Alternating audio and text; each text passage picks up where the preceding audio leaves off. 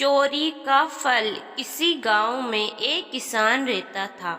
उसके दो बेटे और एक बेटी थी, मोहन, मदन और श्यामा। तीनों हर रोज गांव के बाहर स्थित स्कूल में पढ़ने जाते थे। किसान अपने तीनों बच्चों को बहुत प्यार करता था। उसका सपना था कि उसके तीनों बेटे पढ़ लिख कर अच्छे और बड़े आदमी बने। तीनों बच्चों को नारियल के लड्डू बहुत पसंद थे, इसलिए माँ ने घर पर ही नारियल के स्वादिष्ट लड्डू बनाकर रख दिए थे और रोज स्कूल जाते समय उन्हें एक एक लड्डू दिया करती थी। माँ ने तीनों बच्चों को समझाया था कि उन्हें हर रोज सिर्फ एक ही लड्डू मिलेगा। एक से ज्यादा लड्डू रोज खाना सेहत के लिए हानिकारक हो सकता है। माँ ने उन्हें ऐसा डराने के लिए कहा था ताकि लड्डू ज्यादा में तक चले, कुछ ही दिनों में खत्म न हो जाए।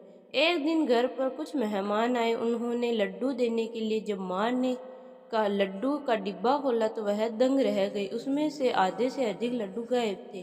माँ तुरंत समझ गई कि उसके बच्चे लड्डू चोरी करके खा रहे हैं। माँ ने ये बात किसान को बताई। किसान को यह बात सुनकर बहुत दुख हुआ। वह इतनी मेहनत करके अपने बच्चों को पढ़ा लिखा रहा था। उसके बच्चे यदि चोरी जैसा गलत काम करना सीख रहे हैं तो उसके लिए बड़े शर्म और दुख की बात थी।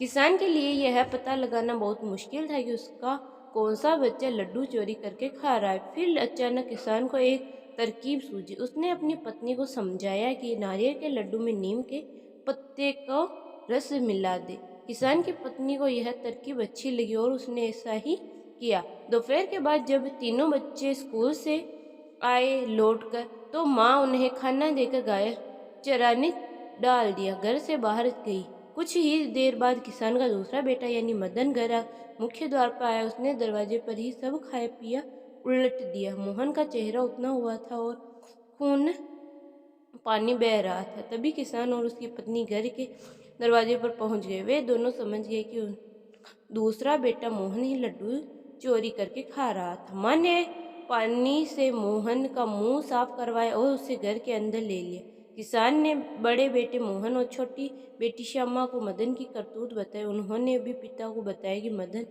स्कूल के रास्ते में पड़ने वाले बगीचे से फल चुरा कर खाता है। यहाँ जानकर किसान और उसकी पत्नी को और दुख हुआ।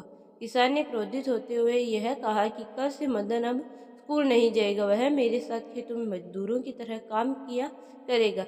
यदि उसे चोर ही बनना है तो पढ़ने लिखने से कोई फायदा नहीं। उधर मदन की रो रो कर हालत खराब थी। उसको अपनी गलती का एहसास हो चुका था। उसने अपनी गलती स्वीकार कर ली। मदन ने अपने माता पिता से माफी मांगते हुए कहा कि वह आगे कभी चोरी नहीं करेगा। पिता ने उसे समझाते हुए कहा, देखो बेटा, चोरी करोगे तो अपमान ही मिलेगा। यदि सम्मान चाहते हो तो अच्छे काम करके पड़ेंगे। अब तुम्हें खुद फैसला करना है कि तुम्हें अपमान चाहिए या सम्मान। मदन ने निश्चय किया कि वह अब ऐसा कोई काम नहीं करेगा जिससे उसके माता पिता को दुख हो या उसे अपमान मिले। उसकी प्रार्थना पर किसान ने उसे क्षमा कर दिया। इसके बाद उसने कभी चोरी नहीं की। कहानी से सीख, चोरी करना बहुत बुरा काम है। इससे व्यक्ति को हमेशा अपमानित होना पड़ता है। चोरी कभी न करें।